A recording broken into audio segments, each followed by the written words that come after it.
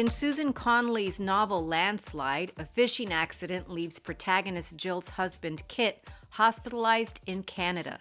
Jill is left to return to the couple's home in Maine to look after their two sons, two teenaged boys she refers to as the Wolves, and not without good reason. Money was already tight for the family. Kit's prognosis worsens, meaning a longer hospital stay and mounting tensions at home with the boys. And then Jill suspects that her husband has been unfaithful. As Jill further becomes the pillar holding everything up to keep the family together, life at home in the Maine fishing village starts to unravel, a veritable landslide about to overwhelm them all. This is Book Public from Texas Public Radio. I'm Yvette Benavides. Landslide is one of those confusing words in English. You can win by a landslide, or a landslide can bury you. The novel Landslide by Susan Conley opens with the protagonist Jill and her two teen sons, Sam and Charlie, driving in the car and listening to the Fleetwood Mac song, Landslide. The lyrics go, "I've been afraid of changing because I've built my life around you." And that negotiation is what we learn is about to befall Jill as her husband's health issues worsen and her teen sons can't manage the precipitous changes all around them. I spoke to Susan Conley about her novel, Landslide. Can you tell us about the novel, just for our listeners maybe who haven't read it yet? Landslide is the story of a mother and her two teenage sons, who she calls the Wolves, on a small island in Maine. They're trying to figure out how to really survive after their husband, has been terribly injured in a fishing accident. So it's a story about a mother and how she connects to her teenage sons. And it's also a story about the changing face of working class, fishing class Maine. And it's a story about whether or not a family can really endure.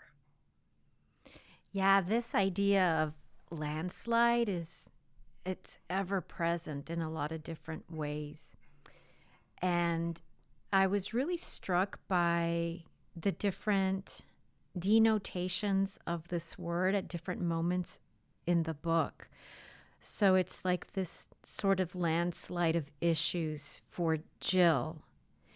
And it begins with this accident her husband is involved in. And he's not just in the hospital, he's in the hospital in Nova Scotia. And it just feels like it's such a much bigger problem for her that way. But just that idea of landslide, not a win, a landslide victory by any stretch, but so many things all around her. And the novel begins with this initial issue of the husband in the hospital. Can you talk a little bit about Kit?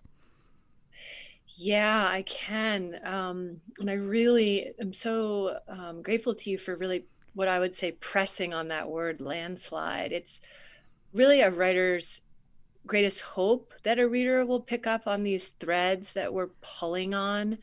And I was really trying to unpack that word over and over. I mean, starting with the Stevie Nicks song and Yes.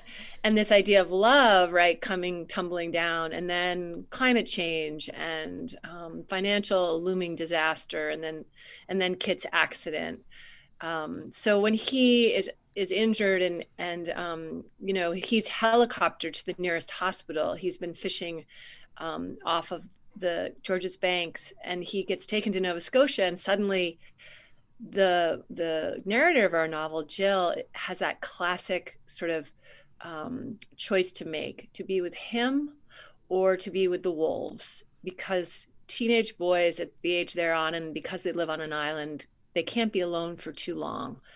And that's kind of one of the tension lines of the whole book, is how can she sort of be all things to all people, and how is she kind of putting a finger in the dam of this landslide of change that's really all around her. Will Kit ever be able to fish again? That was a big question I was asking in the book, Yvette, and a big question that fishermen here in Maine are asking really every week, every day.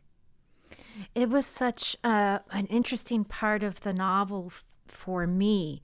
And I feel like I learned so much about Maine, and it was so interesting, just this idea of the fishing culture there. And there's so much riding on it. So here's Jill keeping the home life going, and the landslide continues. There's this tension about finances for the family because this is Kit's world. His job isn't as lucrative as maybe it once was in this part of the country in Maine. And there are all kinds of huge reasons for that, and then some smaller ones too. But what it lays bare is how vulnerable he is, and how, yeah, she really can't. There are so many things she can't control. And if he's laid up, and if he has some long lasting effects from this horrendous accident, what's going to happen to them? And I looked up the lyrics of this Stevie Nicks song that I've always loved, right? The Fleetwood Mac song. I've been afraid of changing because I've built my life around you. And I just kept thinking about those lyrics while I was reading this novel. And it really applies in so many places in the book. But with Kit, I think because, he is the love of her life, it seems. She basically returned to Maine because of him. Right. So, but yeah, so the idea of fishing, and the idea of how this is their world and this is their life, and how it has just come to this very critical moment where they're wondering if they're ever going to return to this life. And if not, what in the world is he going to do? And what is she going to do? Right, right. And I sort of think of that as sort of the high stakes of the novel, the real sort of tension line. And then we have, in some ways, what would be considered the lower stakes of the novel.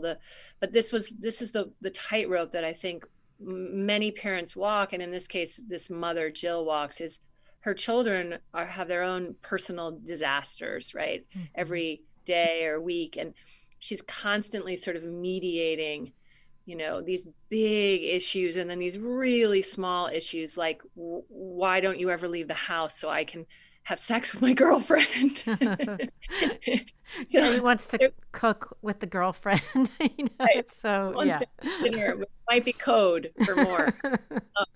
So there's constantly this sort of sense of what next, and Jill on her heels. And I tried to have her face a lot of these things with humor, because I found that was the best way to allow them all to kind of proceed day to day. But then by the time she gets to the hospital, there's really nothing humorous about that for a good while. Kit is in trouble. yeah. These boys, these wolves. At first, I sort of chuckled at that, like, oh, haha, teenage boys, hee hee. And then I thought, oh my goodness, these boys are wolves. It does feel like there's this tipping point of all of these issues that she's experiencing with them. Part of it is their ages, that they're teens and they're very close in age, but it's also in how they react to their father's accident and his absence. Like, Charlie's the older one. He's dealing with wanting to be independent and wanting to entertain his girlfriend and all of that. But Sam, he's experiencing things that seem a little bit more dire. He's still living through the trauma of losing his best friend Liam. And so this is just a devastating thing for Sam. But I kept thinking about how Jill is in the house with these two wolves, and this idea of masculinity in this novel that also seeps over into the story about Jimmy, Kit's father, and really Kit himself. It's this really profound part of the story. Kit's mother died when Kit was young, and there's a story there about Kit's emotional response to that, or how emotional could he have been as a boy, and the way that Jimmy allows him to mourn, or the way that Jimmy mourns. If you're a boy, or if you're a man, or if you're a boy who could not save your mother from dying, as happened with Kit. And then Sam's someone that we see, as it says in the novel, who's self-sabotaging in these ways as a consequence of losing his friend. There's just this line in this novel about masculinity that I found so important. There's a line in the novel that says, lots of boys had distorted ideas of what being strong and being masculine meant, and they suffered when they didn't need to. That comes early on in the book, and I carried that with me through the whole reading. It's just such an important idea, this idea of masculinity. Oh God, I'm really so happy to talk about that. That was such a resonant and important line for me when I wrote it, and it felt so emotionally true to my experience of, being a witness and a neighborhood mother to I say dozens and dozens of boys, and seeing how vulnerable they are, and how much rich thinking is going on, and in their inner lives, and how misread they are. And we know these things. I mean, these things are in the ether. We've heard about the silenced boy, but I hadn't read a lot about that boy in fiction, in contemporary fiction. I feel often like the teenage boy can be more of a stock character, and I was determined to give them respect on the page, and to show them in some peril and see how they'd react. I really also was exploring that there's a whole multi-generational sort of legacy of masculinity here on the Maine coast, which you point out with Jimmy, the grandfather. So how could I get from Jimmy to Kit, his son, and then to these really emotionally literate boys, but still boys that are not going to show their cards very often. They're going to play, particularly Sam is going to play tough and sarcastic, but then he's going to want to lie in bed and cuddle with his mom. Mm-hmm. Or stop somewhere to eat. They eat so much. Always have to feed the wolves. But I thought that was so perfect. I thought, yeah, it's so realistic. You have to, if you have a novel with these two boys, they have to be eating all the time. So they're at the hospital and they have to go figure out where the vending machines are. Of course. Of course, always. So no, I just appreciate that. The characterization. Yeah, I hadn't really thought of that before. This idea that, yeah, sometimes teenage boys come through in the contemporary novel as these stock characters, flipping their hair so it falls, Justin Bieber, like early aughts, Justin Bieber, like, and that's really unfair, because then when you see them come face to face with Kit in the hospital, and they see him and he's ashen and he seems so beaten down, the boys cry. Of course they do. It's just another dimension of teenage boys that we get to see, that we rarely get to see in contemporary novels. Thank you for that. I wanted to find a way to tell their story, and then of course not have this be a YA novel, because it was Jill's story as well. Mm-hmm. So I kind of walked that line, and I took great pleasure actually in writing the boy scenes. These are not, Sam and Charlie are not boys I know, but I had such fun creating them from sort of amalgamations of so many boys that I do know. And somehow I know them too, because when you describe Sam walking in the room with the oversized T-shirt and his little skinny legs sticking out, and the shirt looked like a dress, which he would have hated. I just thought, oh my gosh, I've seen that somewhere before. So you nailed it in all kinds of ways. Yeah, he would have been really angry about that. Well, so tell me about Instagram. in this novel. It was really such an interesting part of the book for me. Oh, I'm so glad you are taking us there. Yeah, I feel like I'm 53. I got my first smartphone, I think, when I was 40, and I feel like I am that that sort of dividing line between the smartphone kind of revolution and the Luddites. And I don't live on my phone, but I have children, I have teenagers, and they have this kind of love affair with their phones, that it always looks like it's unlocking something for them. Like there's this running narrative, and it was too easy a kind of a cop out to just disparage Instagram, but I really wanted to just kind of consistently press on it again, to show that it's like it is the running narrative of many teenagers' lives. It's Instagram right now. It's Mhm. also Snapchat, but it's really Instagram. And how the mom Jill starts to like decode Sam's life in a way through Instagram. And I never really thought that she was doing anything wrong. I mean, he allowed her to do it and then sort of forgot that he allowed her to do it. Um, I was thinking about how here's Jill. She's a documentary filmmaker. She's been doing research on these fisheries and these people in Maine whose livelihoods are so threatened by all kinds of things. And in this moment, it's sort of like they could all be the subject of one of these, devastating stories. And then I kept thinking about how she's so kind of big picture and then small picture, zooms into smaller stories.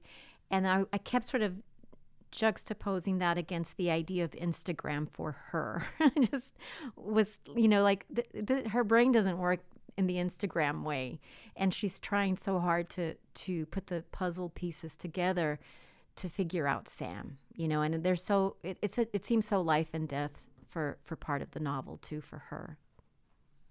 Oh gosh, I really like that that frame, that you're right, she can't solve for him. And in fact, she says at one point, I think, sometimes I'm going to get it a little wrong, but the idea is that she thinks she's figured out the puzzle of him, Hmm. and then something will distract her, some other, part of their life, and she'll miss the moment, and then she'll have to go back to trying to solve for him again.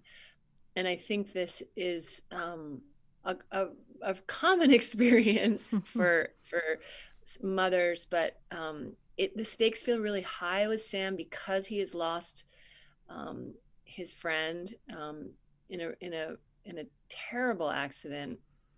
And I have to say, the kind of accident that unfortunately happens a lot more than we might think.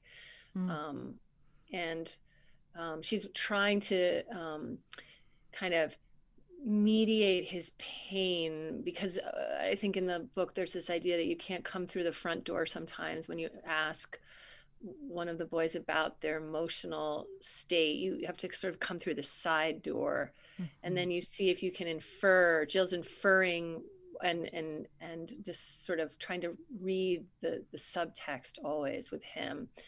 And then Instagram offers these great clues, and also it's very dramatic. So it was fun to include Instagram because kids have to write distilled little narratives of their lives on Instagram. Um, Mhm. yeah. It's such a window into his world that she would not, obviously, she would not otherwise know about, for good or ill. Um, but while all this is going on, Jill makes a discovery about her husband while he's in the hospital, and it throws this massive, horrible wrench into what's already a terrible situation. So here's Marsh. Marsh is this woman who works with Kit. And, Jill's just suspicious of their friendship. I'll just say that much. And I'd considered how horrible that was, that while she's consumed with so many problems at home and worried about so many other things, global warming and every other thing. And of course, the weather's horrible, and causing all kinds of problems for her there, too. Just the immediate, terrible cold weather. That then she has to think about her husband surviving the accident while she's so suspicious and feeling so bad about the possibility that he has this friendship or something with Marsh. So then, so now it ramps up. There's more, in this landslide, there's more falling down on top of her in that part of the book. Yeah, there sure is. For me as a writer, I like to try to ask really incisive questions that I sort of overlay over the whole narrative. And one of those questions was, at what cost change? At what cost can we change? And do we have to suffer when we change, or suffer through change? And Kit is going through this sort of transformational change. I think he knows that he may fish again, but it's not going to be the same. The fish stocks are declining so dramatically. He's been so badly injured. Can he fish again? And he develops this friendship with this woman named Marsh, and it almost seems like a kind of self-punishment in a way, because he doesn't seem to want to intentionally hurt Jill. But he seems like he's unable to be vulnerable with Jill. I think that's how I would describe it. And that's something that I was really exploring in the latter part of the novel, was could Kit then be vulnerable? And maybe I'll just leave it at that. That is a very interesting way of looking at the way that his character evolves. I mean, because it has to. He had this terrible accident, and he's really vulnerable in such an extreme way, relying on her and not knowing if he's ever going to be able to support the family in the same way. And I mean, yeah, his whole world is upside down. So I see that. How else to fight off being any more vulnerable? How else to stave that off? I think he's a very rich character. He seems a little Greek godlike to me from the descriptions.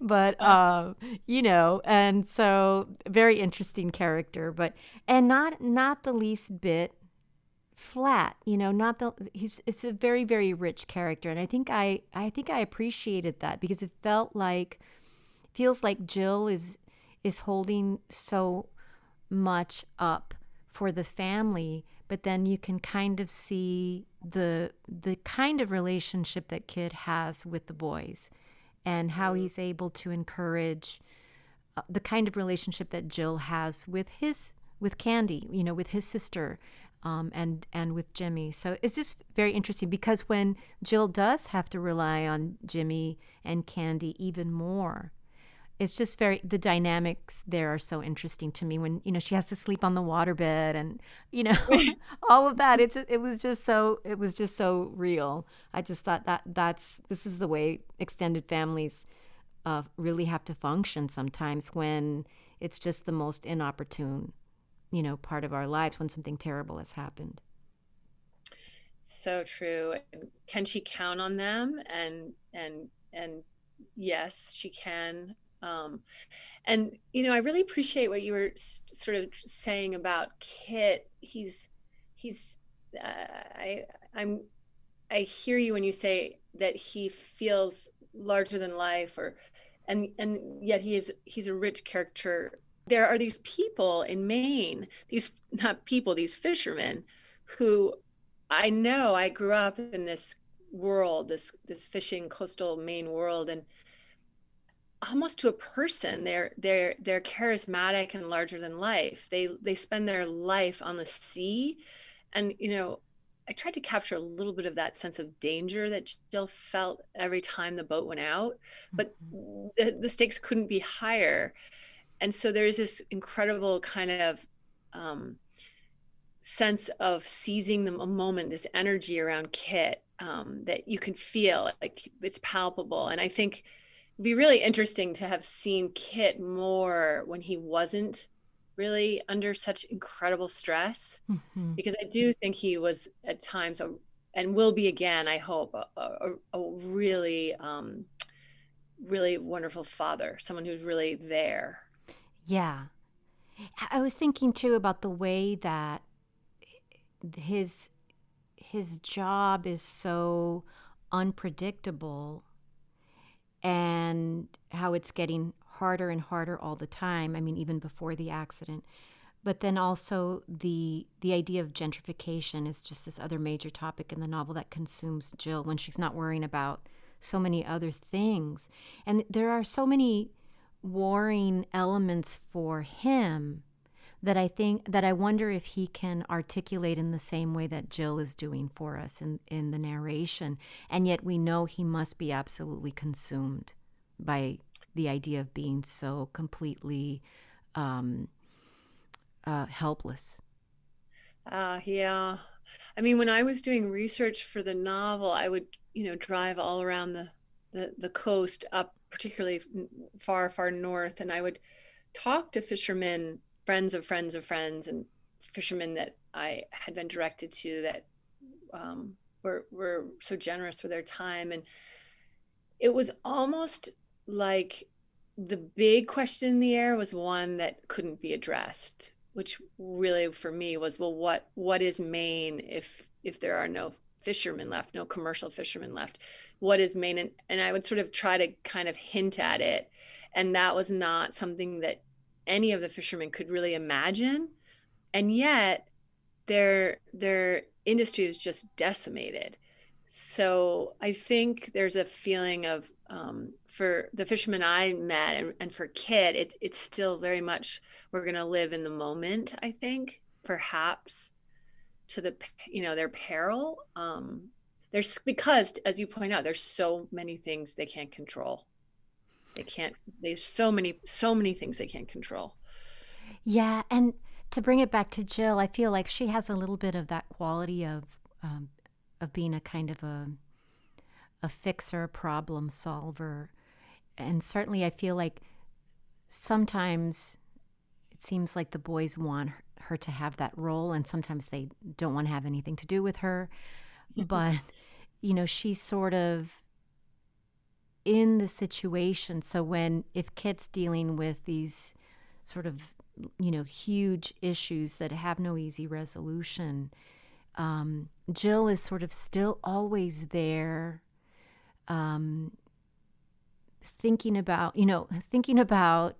Sam's favorite meal that she can cook to soften the situation in one or another moment. I don't know. There's something about that character that just comes through for me about even sacrifice things that I was thinking about the soundtrack of this book. There's Tom Petty and Fleetwood Mac and Hall and Oates and all of these great references to these songs, and there's somehow the soundtrack of Jill's younger days, and she's always sort of thinking back on her life, especially when something's not going so well for her, and she thinks about when she could travel, or she was in some romance, or she was on a road to meet her goals, to be an artist, to fulfill her dreams. And then as a wife and mother, it's the music that's the soundtrack of that sort of nostalgia, of that looking back. And yet it's the soundtrack of, riding in the car with her sons. And I don't know, I just feel like she's just somebody who carries her past around with her while she's in these moments with her family and trying to just do the best she can. There's just something about her in this kind of little bit of a hero's journey that she's on that I just appreciate so much. That's a really interesting phrase you landed on, that I really like, that she's carrying her past around with her. And I would sort of dare to say that this coastal Maine that the novel is rendering is a place where the past is not very far behind, ever. I think I was very intentional about grounding it in this mid-coast Maine, and using like place as an architecture to explore self, really. And this idea that the legacies of fishing, the ghosts of fishing, the stories of the big, cod migrations and the years of the boom fishing, that's all just right over the shoulder of someone like Kit. I mean, he's got 3 generations in that fishing village. So I think the past is right there for Jill too. I mean, she only grew up 2 hours north. And that's the thing about Maine as a locale. It's a tiny state in the sense of how many people live here, and you feel the past here in a really powerful way. Susan Conley, thank you so much for talking to me today. I really appreciate it. Oh, it's been my great pleasure. Thank you so much. Susan Conley is the author of Landslide. This has been Book Public from Texas Public Radio. Write to us at bookpublic@tpr.org. Jacob Rosati composed our theme music. Bree Kirkham is our digital producer. Dan Katz is Texas Public Radio's news director. I'm Yvette Benavides.